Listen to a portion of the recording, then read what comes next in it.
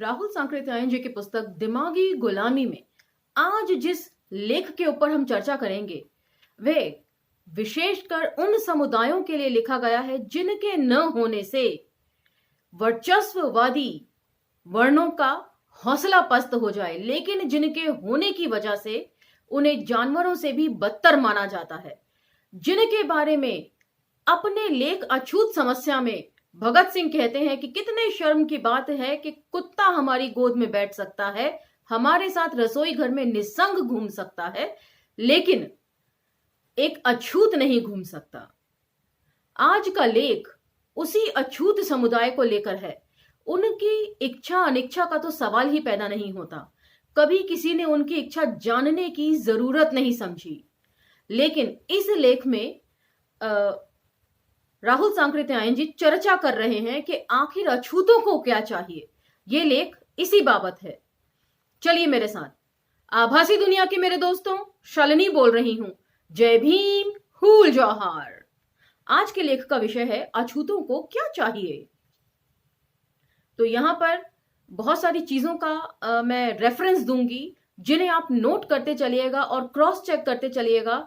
और मैं आप लोगों से चाहूंगी कि आप एक्टिवली पार्टिसिपेट करें इस लेख के बाबत। कमेंट सेक्शन में यदि कहीं मेरी इंटरप्रिटेशन गलत हो तो उसे जरूर मुझे सुधरवाएं। चलिए लेख शुरू करते हैं। अपने को उच्च वर्ग कहने वाले लोग हरिजनों के साथ जो व्यवहार करते हैं वे किसी भी विदेशी के लिए जो इस देश में न आ चुका हो असह्य और समझ में नहीं आने लायक है। उन पर धार्मिक अत्याचार की परिकाष्ठा तो तब होती है जब उन्हें कोई ऐसा पेशा जिसके द्वारा वे अपनी जीविका पैदा कर सकें नहीं करने दिया जाता। तो यहाँ पर एक बहुत अच्छी बात पे कह रहे हैं कि विदेशियों के लिए ये जानना बिल्कुल असंभव है, क्योंकि धर्म का जामा पहना कर किसी भी चीज को किसी भी चीज पर आवरण कर दिया जाता है। और जो लोग यहाँ के जाति व्यवस्था, क्योंकि भारत के अलावा कहीं भी जाति व्यवस्था नहीं है, जिन्हें जाति व्यवस्था के बारे में कोई जानकारी ही नहीं है, जिन्होंने कभी इसके बारे में सुना ही नहीं है, उनके लिए इस चीज को जानना करीब करीब असंभव है। पंसारी की दुकान, मिठाई की दुकान और भोजनालय अर्थात होटल खोलने की तो बात ही नहीं। कपड़े और रासायनिक द्रव्यों की दुकान भी वे नहीं खोल सकते। यदि खोले भी तो कुछ ही दिनों में उनका दिवाला निकले बिना नहीं रहे। किस तरीके से सोशल एक्सक्लूजन उनको बर्दाश्त करना पड़ेगा, मतलब सामाजिक बहिष्कार जिसे बोलते हैं, और कई तरह के कर उन पर लगा दिए जाएंगे, गुटबंदी हो जाएगी, उनकी दुकानों से कोई सामान नहीं खरीदेगा। तो कई तरह के पाबंदियां उन पर लगकर उनका जो व्यवसाय है उसको चौपट कर दिया जाएगा। भारत की अधिकांश जनता की जीविका कृषि ही है, किंतु बहुत कम हरिजनों के पास अपनी जमीन है। जिन थोड़े से हरिजनों के पास कुछ जमीन है वह भी कुछ कट्टे ही है। सिकमी भावली प्रथानुसार वे जब चाहे बेदखल किए जा सकते हैं। इस शताब्दी के प्रारंभ से हमारे कुछ नेताओं ने हरिजनों पर होने वाले अत्याचारों का विचार करना प्रारंभ किया है। सच पूछिए तो महात्मा गांधी के उत्थान के पूर्व हमारे इन भाइयों के अभ्युदय के प्रश्न पर गंभीरता से विचार ही नहीं किया गया था।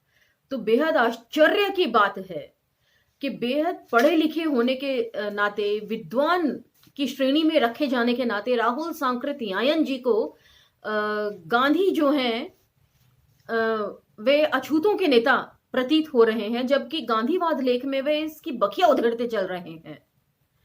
तो अपने ही लिखे लेखों में उनका विरोधाभास जो देखने को मिल रहा है उससे मैं अचंभित हूं।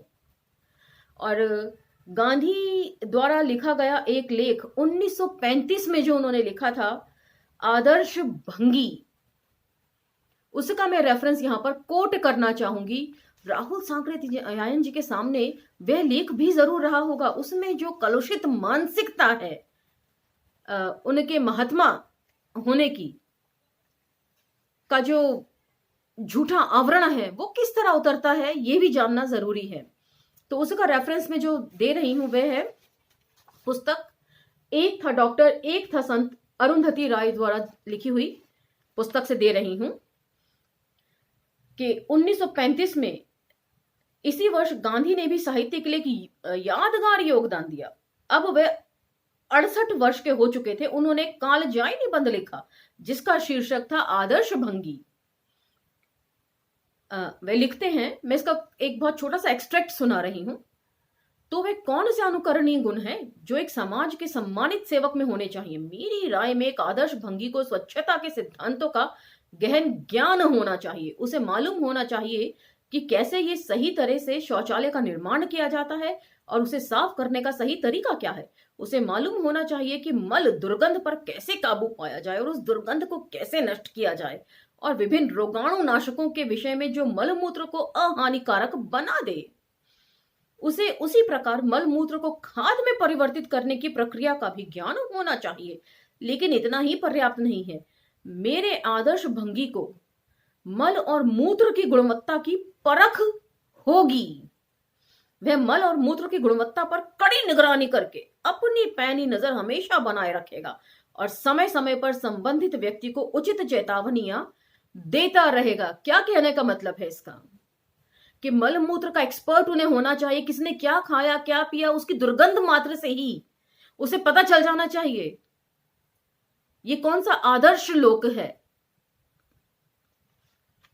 मनुस्मृति कहती कि एक शूद्र को कभी धन एकत्रित नहीं करना चाहिए, भले ही उसमें ऐसा करने की क्षमता हो तब भी, क्योंकि जब शूद्र धन दौलत इकट्ठी कर लेता है तो वह ब्राह्मण की खीज उत्पन्न करता है। गांधी एक बनियान जिसकी जाति के लिए मनुस्मृति सूदखोरी को दिव्य व्यवसाय के रूप में निर्दिष्ट करती है, कहता है ऐसे आदर्श भंगी को अपने व्यवसाय में अपनी जीविका चलाते हुए उसे केवल पवित्र कर्तव्य के रूप में देखना चाहिए। दूसरे शब्दों में उसे कभी भी इस व्यवसाय से धन दौलत इकट्ठा करने का सपना नहीं देखना चाहिए। अब उसके आगे अरुंधति रॉय जी जो लिखती हैं वे दिलचस्प है।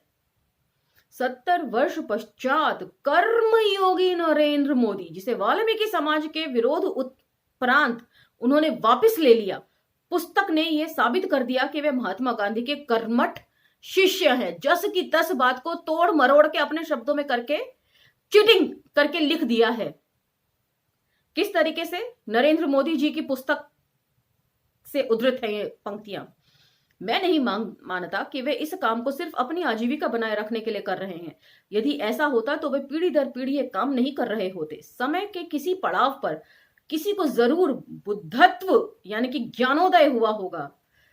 तो बुद्धत्व की बात किस तरीके से, कहां और किस तरह जोड़ी जा रही है कि यह उनका सामाजिक वाल्मीकि समाज का कर्तव्य है कि वे पूरे समाज और देवों को खुशी के लिए काम करें, और उन्हें यह काम ईश्वर द्वारा प्रदान किया गया है और यह काम सदियों तक आंतरिक आध्यात्मिक गतिविधियों के रूप में जारी रहना चाहिए। उसके बाद वे रेफरेंस भी दे रही हैं जो पुस्तक में दिया हुआ है। यदि आपके पास पुस्तक है तो आप उसको चेक कर सकते हैं।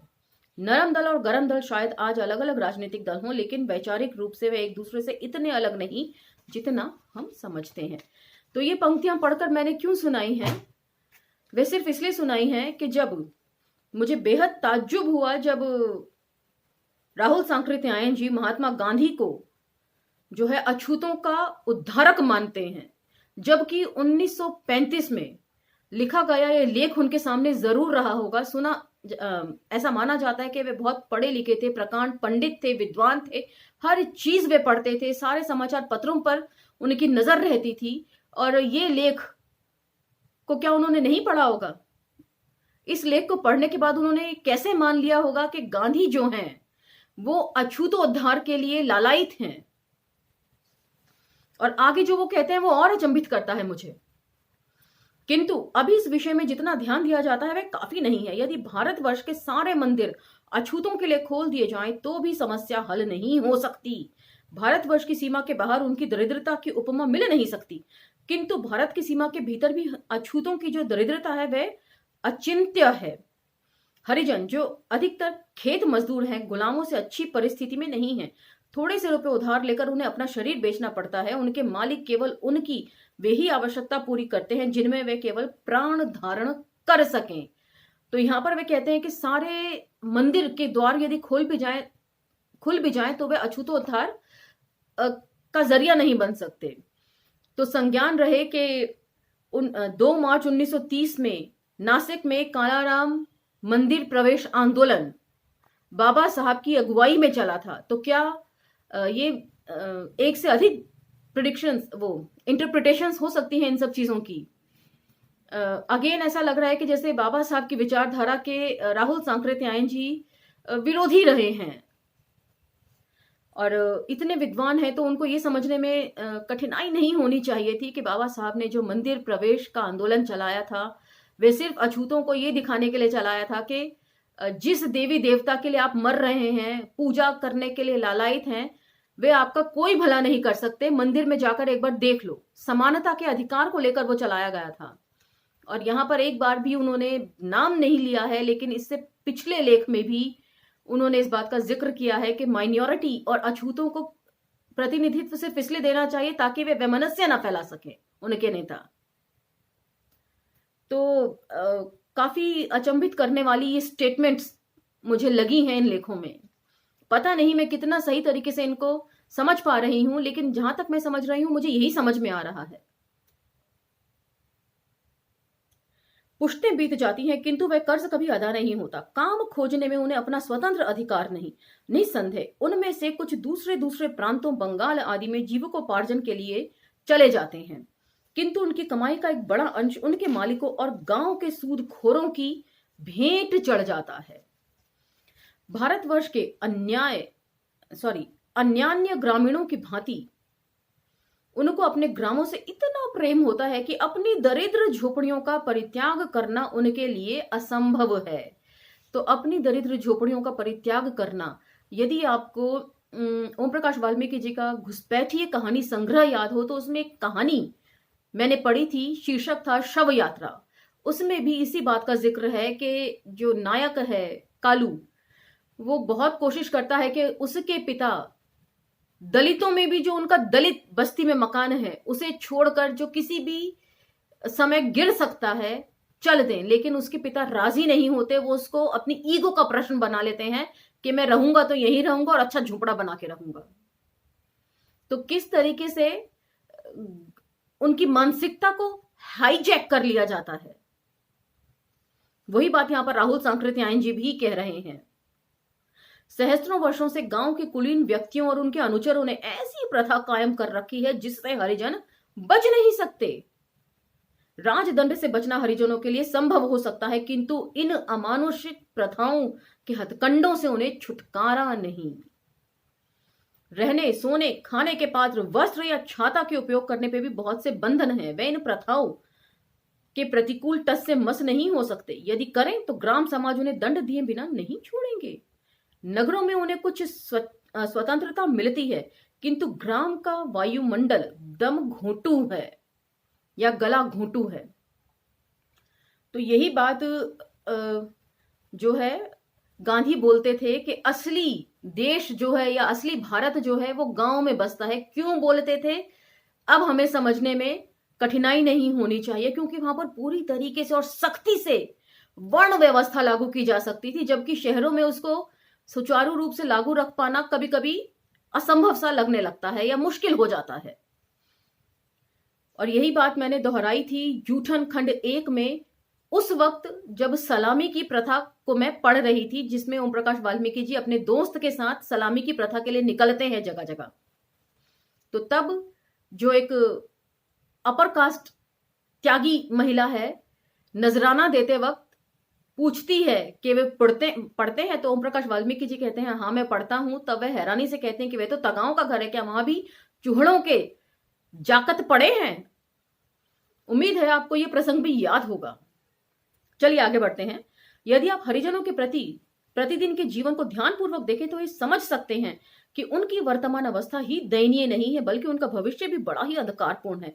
अतएव उनमें मौलिक परिवर्तन की आवश्यकता है। आर्थिक स्वतंत्रता ही सभी स्वतंत्रताओं की जननी है और उसे स्वतंत्रता की छाया भी इन अभागों से दूर रखी जाती है। तो इसके उज्जवल भविष्य की आशा हम क्यों कर रख सकते हैं? तो अगेन भगत सिंह ने भी ऐसी ही बातें कही थी कि आर्थिक स्वतंत्रता अछूतों के लिए बहुत जरूरी है। और उस वक्त भी मैंने जो बात कही थी वही बात मैं यहां पर दोहरा रही हूं कि जाति के विनाश में doctor Ambedkar fallacy of socialist, इसका कई बार मैं उदाहरण प्रस्तुत कर चुकी हूं। कहते हैं कि आर्थिक उत्थान से भी ज्यादा जरूरी है जाति का उत्थान। और वह क्यों जरूरी है? इसके लिए मैंने आपको राष्ट्रपति कोविंद जी का उदाहरण दिया था कि आर्थिक रूप से संपन्न होने के बावजूद भी वे मंदिर में प्रवेश न पा सके और सीढ़ियों पर बैठकर उन्हें पूजा अर्चना करनी पड़ी। वैसे तो ये बेहद शर्मनाक है, उन्हें पूजा अर्चना करने से ही मना कर देना चाहिए था, लेकिन मानसिक गुलामी को रोक नहीं सकते। तो कई सारे रेफरेंस हैं और वो इस पाठ के साथ साथ चलेंगे क्योंकि बहुत इंपॉर्टेंट हैं ये सारे रेफरेंस। इन्हें उठाए बगैर इस पाठ का की रीडिंग करना मुझे बेमानी लगा। उनके लिए मंदिरों के द्वार खोलने के लिए प्रचार करने में हमें समय नहीं खोना चाहिए। तो मंदिरों के द्वार खोलने के लिए अगेन यहां पर डॉक्टर अंबेडकर का इनडायरेक्ट तरीके से जिक्र है। यह काम केवल व्यर्थ ही नहीं बल्कि खुद हरिजनों के लिए भी खतरनाक है। यह पुरोहित की चालाकी और धर्मांधता ही है जो उनकी वर्तमान अधोगति का कारण है। इन सरल मनुष्यों को ऐसी सरल सस्ती औषधि ना दीजिए। पुजारी धर्म और मंदिर को जहन्नुम में जाने दीजिए। और मंदिर प्रवेश के जरिए डॉक्टर अंबेडकर यही जताना चाह रहे थे अछूतों को, अपने बंधुओं को, लेकिन यह बात उन्हें समझ में ना आ सकी।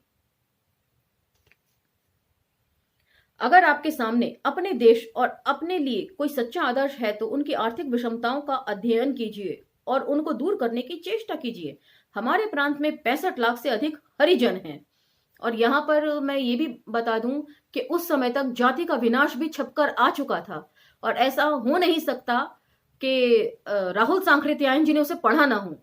ये मैं मानने को तैयार नहीं। और उसके बाद इस तरह का वक्तव्य ये मुझे और ज्यादा चौंकाता है और उनकी समझ पर भी क्वेश्चन मार्क खड़ा करता है। अगर आपके सामने अपने देश के लिए कोई सच्चा आदर्श है तो उनकी आर्थिक विषमताओं का अध्ययन कीजिए और उनको दूर करने की चेष्टा कीजिए। हमारे प्रांत में 65 लाख से अधिक हरिजन हैं, उनमें 5 लाख से अधिक किसान के रूप में नहीं भी रह सकते। अब प्रश्न यह है कि बाकी 60 लाख की दशा कैसे सुधारी जाए। हमारे बहुत से जिलों में अधिकांश जमीन खेत हो चुकी है। उदाहरण के लिए सारण जिले का क्षेत्रफल 2663 वर्ग मील है, जिसमें 2058 वर्ग मील अर्थात 1,03,17,120 एकड़ में पहले से ही खेती होती है। 202 वर्ग मील अर्थात 1,92,030 एकड़ खेती के लायक नहीं है। केवल 165 वर्ग मील अर्थात 10,05,600 एकड़ जमीन ऐसी है जो खेती करने लायक है। किंतु फिर मवेशियों के लिए चारागाह का प्रबंध करना होगा। अगर समूची जमीन उसकी 2,48,468 जनसंख्या में बांट दी जाए तो आधा एकड़ प्रति मनुष्य पड़ती है। तो इतने से तो केवल जीवन यात्रा भी नहीं चल सकती। अब इस जनसंख्या में 2,71,000 अछूत हैं। इससे स्पष्ट है कि जब जमीन की बचत नहीं पाई जा सकती तो इन 2 लाख से अधिक खेतीहर मजदूरों में बांटी जा सकते कि मतलब जमीन के बंटवारे की बात भी कर रहे हैं और फिर खुद ही उसका हल भी दे रहे हैं कि इतनी कम जमीन में तो कोई जीवन यापन नहीं हो सकता, तो बांटा नहीं जा सकता जमीन को। लेकिन अब कुछ और प्रबंध वे बता रहे हैं। कृषि के लिए भूमि का प्रबंध। लेकिन सरकार एक बात कर सकती है, वह उन बड़े बड़े जमींदारों जिनकी जीविका खेती नहीं है की बकाश्त जमीन को लेकर उन हरिजनों में बांट सकती है। अधिक से अधिक जमीन एक आदमी को कितनी मिलनी चाहिए, सरकार इसका निश्चय कर दे और अधिक से अधिक हरिजनों के साथ जमीन का बंदोबस्त भी कर दे। लेकिन जैसा कि पहले कहा जा चुका है, बहुत से बड़े बड़े जिलों में जैसे सारण, चंपारण, दरभंगा और मुजफ्फरपुर में कृषि के लायक जितनी जमीन है वह जोती जा चुकी है। अतः हरिजनों में वह नहीं बांटी जा सकती। लेकिन बिहार के और हिस्सों में और कुछ ऐसे जिले हो सकते हैं जहां खेती के लायक जमीन है। सरकार को ऐसी जमीन का अंदाज कर लेना चाहिए और उसे हरिजनों में बांट देना चाहिए। यदि हम शीघ्रता से हरिजनों की दशा सुधारना चाहते हैं तो यह आवश्यक है कि हम उनके साथ उक्त प्रकार का नया बंदोबस्त करें। इस प्रकार से गांव के पुराने ख्याल वालों की बाधाओं से हम हरिजनों को बचा सकते हैं। इससे उच्च वर्ण वालों को बहुत सी शिक्षाएं मिलेंगी। रांची, हजारीबाग और पलामू इत्यादि जिलों में जिनमें घनी आबादी नहीं है, बहुत से खेतीहर मजदूर आसानी से बसाए जा सकते हैं। अब देखने लायक बात यह है या सोचने लायक बात यह है कि शायद ये सारे जंगल के आसपास के इलाके हैं, आउटस्कर्ट एरियाज हैं, जहां तक मुझे ऐसा लग रहा है। बहुत ज्यादा भौगोलिक जानकारी नहीं है मुझे बिहार के बारे में, और ये उस बिहार के बारे में बात कर रहे हैं जब झारखंड बिहार से अलग नहीं हुआ था।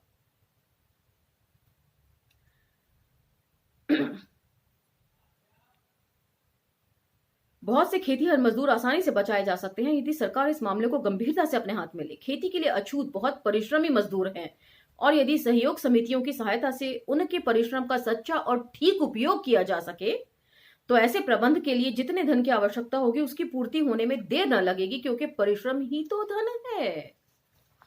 कि मतलब हम महाभारत का यदि मैं जिक्र करूं तो हम बड़े द्रवित हो जाते हैं जब हमें सुनते हैं कि जहां इंद्रप्रस्थ बसाया गया है वो बहुत जंगली इलाका था और पांडवों के साथ बड़ी बेईमानी हुई थी, उन्हें जंगली इलाका सौंप दिया था और उन्होंने कितनी मशक्कत करके कितनी कठिनाइयों से उसको बसाया है। और यहां पर उसी बात को वे कह रहे हैं कि ऐसे इलाके उनको दे दिए जाएं जो आउटस्कर्ट्स में हो, जो जंगलों के पास हो, जंगली इलाके। तो इससे क्या अंदाजा लगा सकते हैं आप? मुझे तो कोई उनकी समझदारी के बहुत अच्छे संकेत नहीं, मैं ऐसे कहूंगी। क्षमा प्रार्थी हूं जो लोग उनको पढ़ते हैं, उनको महापंडित मानते हैं उनसे, लेकिन ये वाद विवाद का विषय हो सकता है। चलिए अब वे दूसरा बंदोबस्त क्या बता रहे हैं, गृह शिल्प। शहरों और कस्बों में उनके लिए बस्तियां बसानी चाहिए। उन लोगों को ऐसे गृह शिल्पों के उपयोगी तरीके सिखाए जाने चाहिए जिनमें कलें बिना बिजली के या बिजली के द्वारा उपयोग में लाई जा सके हों। शहरों और कस्बों में आने पर वे गांव की संकीर्णता से मुक्त हो जाते हैं और यहां जीवन को नए तौर से आरंभ कर सकते हैं। अगर वे आर्थिक दृष्टि से उन्नत बन जाएं, शिक्षा प्राप्त करें और स्वास्थ्य एवं सफाई का ख्याल रखें तो छूत छात का अस्तित्व बहुत दिनों तक नहीं रह सकता। इन आदर्श बस्तियों में यदि कोई उच्च वर्ण का कुटुंब रहना चाहे तो उसको इस शर्त पर रहने देना चाहिए कि वे हरिजनों के साथ बराबरी का व्यवहार रखे और उनके परिश्रम का अनुचित उपयोग न करे। तो इसे भी मैं भ्रमात्मक दृष्टिकोण के तहत ही रखूंगी। और दूसरी बात वे कह रहे हैं कि गांव की संकीर्णता से मुक्ति के लिए शहरों की तरफ उन्हें चले जाना चाहिए, क्योंकि वहां पर वे आर्थिक रूप से उन्नत हो जाएंगे और जात पात और इस तरह का भेदभाव भी नहीं उन्हें झेलना पड़ेगा। इस तरह की बातों के बाद अब ऐसा लगता है कि क्यों दलितों द्वारा लिखा गया साहित्य ही एक्चुअल में दलित साहित्य की श्रेणी में रखा जाना चाहिए, क्योंकि ये वो समझ ही नहीं है जो दलितों की मजबूरियों को समझ सके। ऐसा नहीं है, पढ़े लिखे लोग तो ज्यादा छुआछूत बरतते हैं, ज्यादा भेदभाव करते हैं। राष्ट्रपति कोविंद जी के उदाहरण से आप समझ सकते हैं। और राहुल सांकृत्य आयन जी उनकी अलग बस्तियां बसाने की बात कर रहे हैं, और यदि कोई ब्राह्मण वहां जाके रहना चाहे, वह क्यों जाके रहना चाहेगा? अब तीसरी बात वे क्या बोल रहे हैं, सरकारी कल कारखाने। कांग्रेस ने अपने हाथ में प्रांत के प्रशासन की बागडोर ले ली है, शासन की बागडोर ले ली है, किंतु हमारी वर्तमान आवश्यकताएं इतनी अधिक और साधन इतने कम हैं कि हमारे मंत्रियों के लिए जनता की भलाई करने की चाह होने पर भी उनकी दशा सुधारना आसान काम न होगा। सरकार की लगभग तिहाई आमदनी आबकारी से होती है। वर्षों से कांग्रेस इस आमदनी के प्रतिकूल प्रचार कर रही है। इस समूची आमदनी को इस समय त्याग देना व्यावहारिक नीतिज्ञता नहीं समझी जाएगी, किंतु यदि वे समूची आमदनी रख ली जाए तो राष्ट्र के पुनर्निर्माण के लिए वे काफी न होगी। हम लोगों को आमदनी का नया तरीका सोचना चाहिए, और यदि कुछ विलासिता की चीजों के निर्माण, उदाहरणतः सिगरेट को सरकार अपने हाथ में ले ले तो सरकार की आय बढ़ सकती है। यूरोप के बहुत से देश सिगरेट पर विशेष कर लगाए हुए हैं, लेकिन हम लोगों के लिए जापान का आदर्श सामने रखना चाहिए, जहां की सिगरेट बनाने का समूचा व्यापार सरकार के हाथों में है। हम लोगों का प्रांत भी वही काम कर सकता है। हमारे प्रांत में तंबाकू काफी उत्पन्न होती है, सरकार को यह व्यापार अपने हाथ में ले लेना चाहिए। वे पिछड़ी जातियों को ऐसे कारखानों में काम देकर सहायता पहुंचा सकती है। सारांश यह है कि भविष्य की औद्योगिक योजना में सरकार हरिजनों को अधिक से अधिक आगे बढ़ने का अवसर प्रदान करे। तो यदि मेरी तो समझ यही कहती है कि यदि सरकार इन सब कामों को अपने हाथ में ले भी ले तो बिल्कुल ये वैसा ही रहेगा जैसे कि शराबबंदी के दौरान बहुत बड़ा जखीरा पकड़ा गया विदेशी शराब का, लेकिन कुछ ही दिनों के अंदर सारी शराब चूहे पी गए। वैसी सारी बीड़ियां, सिगरेट जो है वो कहीं चूहे बिल्लियां ना फूंक दें। तो इसके साथ ही ये लेख समाप्त होता है, लेकिन ये बहुत सारे विचार मंथन के साथ आपको मैं यहाँ पर छोड़कर जा रही हूँ। इन पर जरूर विचारिएगा कि राहुल सांकृत्यायन जी, जिनके ऊपर महापंडित होने का टैग लगा है, उन्होंने जाति का विनाश भी पढ़ा होगा, उन्होंने आदर्श भंगी वाला आर्टिकल भी पढ़ा होगा। उसके बाद उनके डिस्कोर्स में कहीं भी डॉक्टर अंबेडकर का नाम नहीं है, और किस बिना पर वे गांधी को अछूतोद्धार का अगुवा मान रहे हैं। तो इन सब चीजों का मंथन बहुत जरूरी है, और आप लोग भी कीजिएगा। मैंने अपना नजरिया पेश किया है, आप अपना पेश कर सकते हैं। इसी के साथ आज्ञा दीजिए। लाइक, शेयर, सब्सक्राइब करते रहिए, और अंबेडकर नामक ग्लोबल और बहुजन विजडम पर भी हमसे जुड़ना न भूलें। धन्यवाद।